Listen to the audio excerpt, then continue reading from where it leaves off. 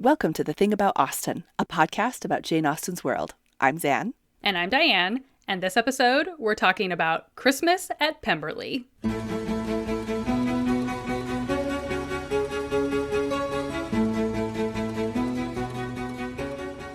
We are talking about Pride and Prejudice today, and the reference we are pulling from is at the very end of the novel.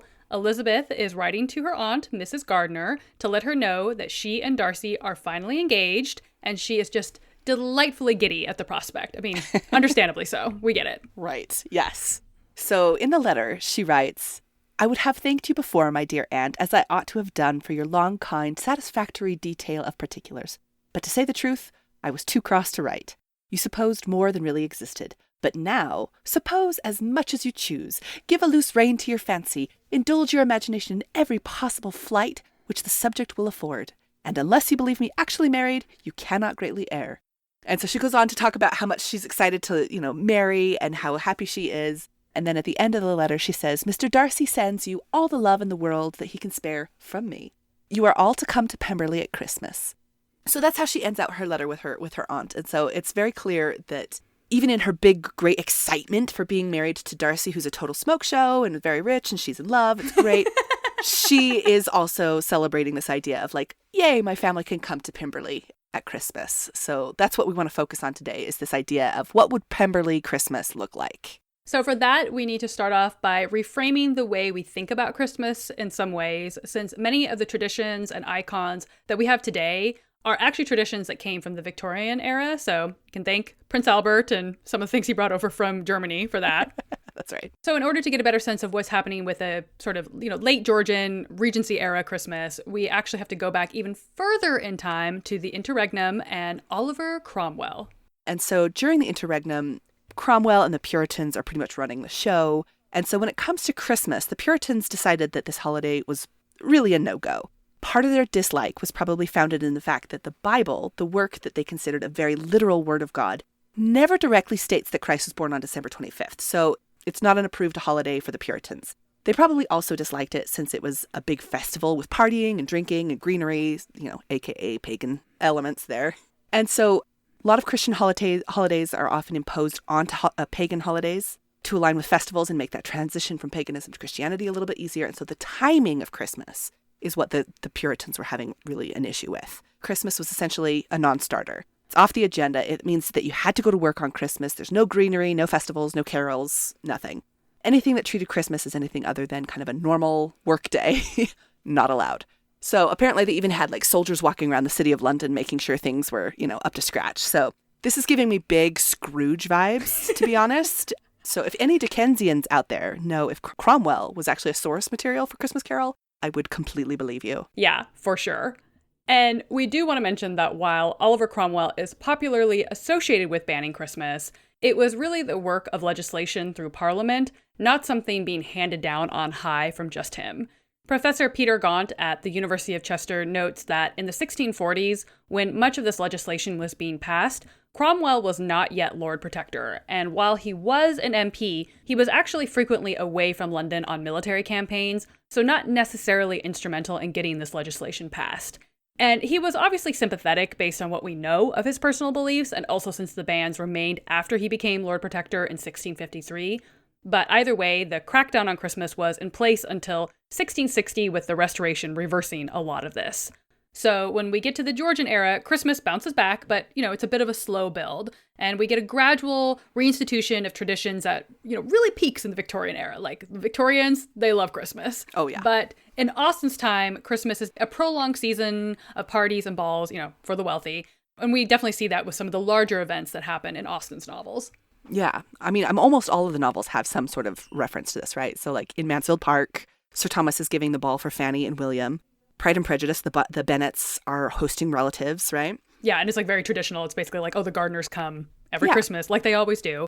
In Persuasion, we see the Musgroves having a very old-timey country Christmas at Uppercross with roaring fires and, meat pies, all that kind of stuff. Yeah. Even in Sense and Sensibility, we get Willoughby kind of like dancing the night away. In Emma, the Westons give their infamous party. Yeah.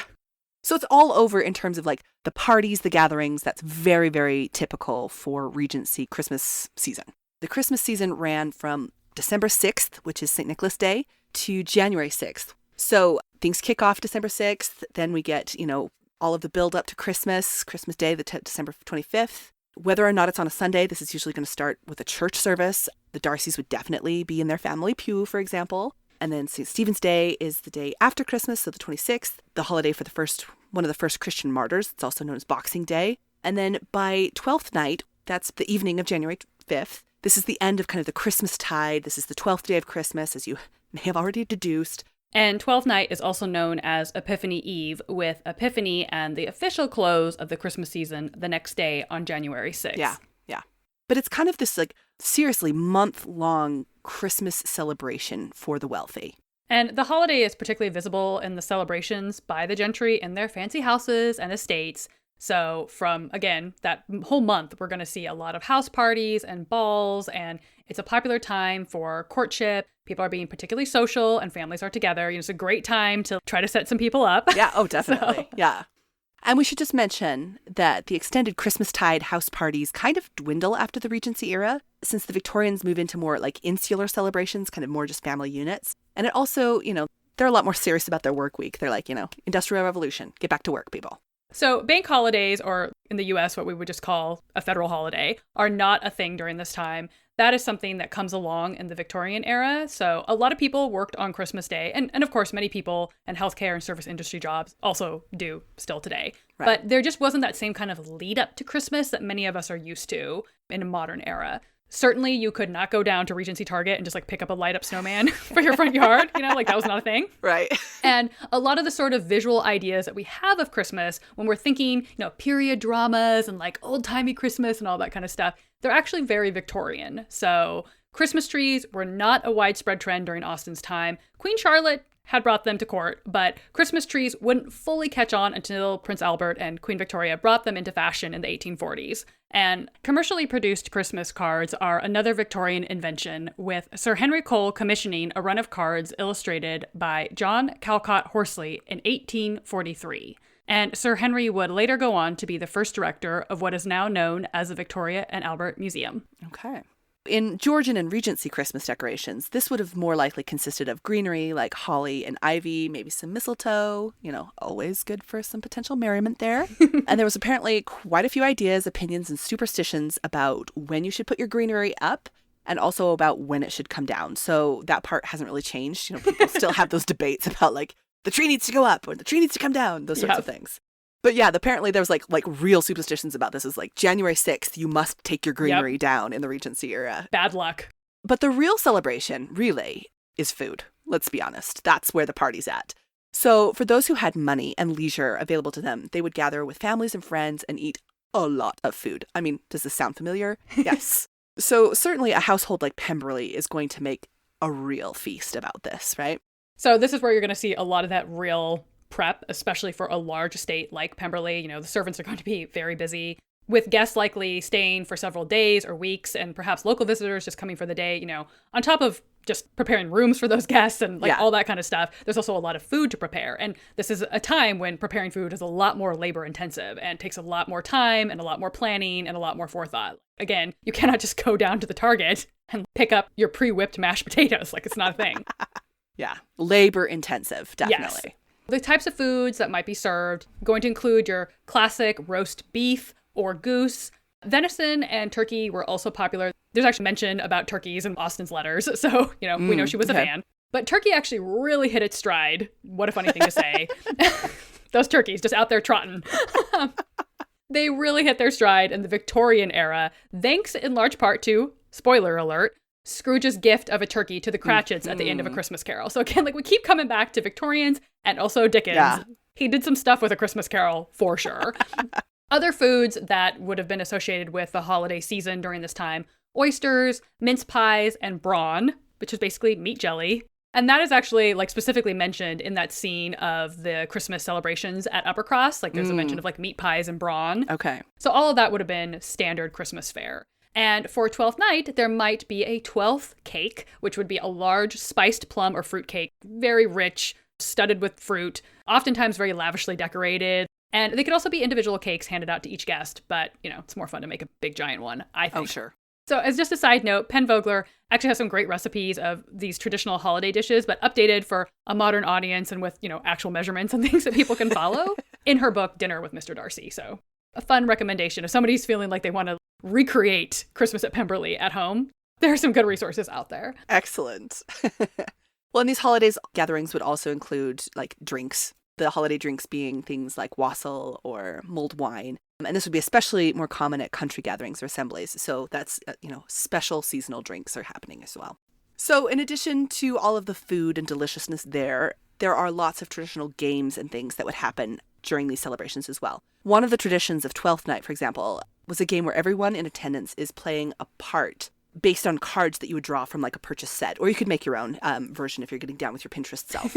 So lots of opportunities for silliness with everyone playing different characters. Usually a king and a queen would be selected to oversee the revels, and one tradition actually included baking a dried bean or pea or even a coin into a cake. So whoever got the foreign object in their slice would be the king or the queen of Twelfth Night. So it's kind of watch your teeth while you're eating these cakes. Right. But then, the perk being that you get to just stand back and watch all your friends and family act like rebels that they are. I don't know. Just like a lot of silliness, for sure. Right, yeah. Another popular winter or holiday game was Snapdragon, which honestly seems extremely ill-advised, but what do I know? I've never played the game. I've never seen it being played. I'd love for somebody who's like a Snapdragon aficionado, let me know what the appeal to this game is. Basically, you toss a bunch of raisins into like a shallow bowl, douse it with brandy, and then you set the whole dish on fire, and then you take turns grabbing raisins and then eating them. Just shoving molten hot fruit right into your face. I don't understand. I don't know that I would be interested in playing Snapdragon. If this is like still a family tradition in your household, please write in. Please, please, please. Listener mail. I need to know. We need to know, exactly. Thethingaboutaustin@gmail.com. Please tell me everything. Well, and let's see. So there are some other traditions as well, right? So gift exchanges amongst family and friends. It's not really standard practice at this time. However, the day after Christmas is St. Stephen's Day or Boxing Day. And it was the tradition to then present gifts to servants on this day. So Elizabeth at Pemberley would be overseeing, along with the capable Mrs. Reynolds, the stalwart Mrs. Reynolds. We love Mrs. Reynolds. She knows how to show you a portrait like no one else. That's right. So Elizabeth and Mrs. Reynolds would be distributing presents or money to the servants and the household staff. That would be like a planned kind of event of distribution on Boxing Day. There's a lot going on here. There's definitely a lot of traditions that we didn't touch on because there's so many things that are regional, things that are specific to households. But those are some of the big ones that we wanted to cover. Yeah. The main things to note is just like a house like Pemberley, it's most likely going to be a full house at Christmas. They're going to, you can imagine the Bingleys are there, the Bennets are there, the Gardners have already been invited. You're going to have a full house and there's going to be a lot of food and this is like extended house party, which again is great that you have this house that's so big that you can invite 20 people and still feel like you basically have your own space. You know what I mean? Yeah. It's Yeah. not like you're not running into anybody. You could walk down an entire corridor and not see anybody because your house is so huge. It's almost like you're kind of like turning your house into like a mini village for the winter. Yeah. With all your favorite people and you guys are just hanging out for the next couple of weeks. Yep. You're just hanging out, you're eating food, you're apparently setting raisins on fire. All that to say, if you didn't already know this from reading the book, this should also make it pretty clear that I don't know if you all know this, but Darcy is loaded. So this is like a big estate. And I think that that's actually fairly significant in terms of Elizabeth's character because she's soon to be running this entire household, again, along with the very capable Mrs. Reynolds. Of course. We can't shout out her enough. You really just have to call back to when she first visited Pemberley with the Gardners, right? And she thought, and of this place, I might have been mistress. In that moment, when you're reading the novel, when she has that thought, her next thought is like, oh, well, but if I had, I wouldn't have been able to be here with my aunt and uncle. You know what I mean? Right. Like in that moment, she kind of consoles herself by, oh, well, he wouldn't have wanted me to hang out with my beloved relative. So I guess it's okay that I'm not the mistress of this like grand estate. And now we see her in this moment where they've all kind of come full circle, right? Yeah. And obviously they know each other well enough and she feels comfortable enough that they're not even married yet. And she's just like, yeah, I think I will invite the Gardners to Christmas. Yeah. And I just think that's so cute. It's very cute. It shows how happy she is in her engagement and also shows how comfortable she already is with Darcy and with her future role to invite her relatives. She had thought, oh, he would never approve of them. And now she's just casually writing to her aunt and uncle. And I can just imagine Darcy being like, hey, invite them for Christmas. But I like to think it's just that she already knows that he would be totally fine with it because that's the kind of relationship they have and sort of speaks to her already being so confident in this role she'll be taking on. You know, take that, Lady Catherine. Like, watch me run this household. That she's comfortable extending those invitations as if it were already her home and kind of being like, yes, I will be playing hostess to a grand country estate Christmas. Which is like a really big thing, right? Because, she's grown up in Longbourn, which is, a decent estate, but it's significantly smaller. And so the fact that she's jumping from Longbourn, where she was never even fully in charge of things, to this confidence that she can help Darcy run Pemberley. She already knows Mrs. Reynolds is going to help her out, right? Mm-hmm. But the fact that she's willing to jump into this, it's showing confidence in their relationship, but it also shows that, when earlier in the novel, when she's like, when Lady Catherine de Bourgh comes in and she's like, you're not my nephew's equal. And she's like, I'm a gentleman's daughter. He's a gentleman. We're equal footing. It's showing this kind of confidence in their relationship, which is just delightful. And so managing Christmas at Pemberley, especially if outside guests are invited, which is obviously what's happening here, it has to be one of this level. It's essentially like you have to be a professional event manager or like a wedding planner at this point. That's a full-time job right there. And so she's like, yeah, bring it on. It is fully hostess with the mostess, for sure. I think it's in the letter that she's writing, but the fact that it leaves this like kind of open, you are all to come to Pemberley at Christmas. I love that the novel, it kind of invites us as readers to kind of imagine what that Christmas at Pemberley is going to be like for the first time with the Darcys. It immediately kind of puts you in that space. Because we're all welcome. I love that. So where else do we see this in Austen's works, adaptations? I mean, we've already kind of mentioned a couple of the places where in Austen's novels there's, parties that are happening around Christmas time. Christmas at Pemberley is also a very popular plot device in many Pride and Prejudice retellings, continuations, all of that, which I am nowhere near as well versed in those as many people I know. But I have read quite a few where Christmas is a thing. And oftentimes it is revolving around some kind of annual Christmas ball at Pemberley that Lizzie revives after becoming mistress. And in the world of historical romance, I feel like Twelfth Night is actually a much bigger deal. A lot more opportunities for scandal, with all those revels, everyone playing a character. Snapdragon is also a game that I've seen come up in many historical romance. Everyone's got to stand so close to each other. There's like a lot of rubbing of shoulders. I don't know. The sparks are not just from the raisins. That's what I'm saying. Yes, exactly. Exactly. If any of you have any thoughts on any of these Christmas traditions, or if any of you still partake of any of these Christmas traditions, particularly Snapdragon, but really any of them, we would love to hear about it. You can find us on Instagram at The Thing About Austen and on Twitter at Austen_things. You can find us on our website, The Thing About Austen, and email us at thethingaboutausten@gmail.com. Stay tuned for our next episode where we will be talking about Regency birthday celebrations in honor of Austen's own birthday. Thanks for listening. Bye.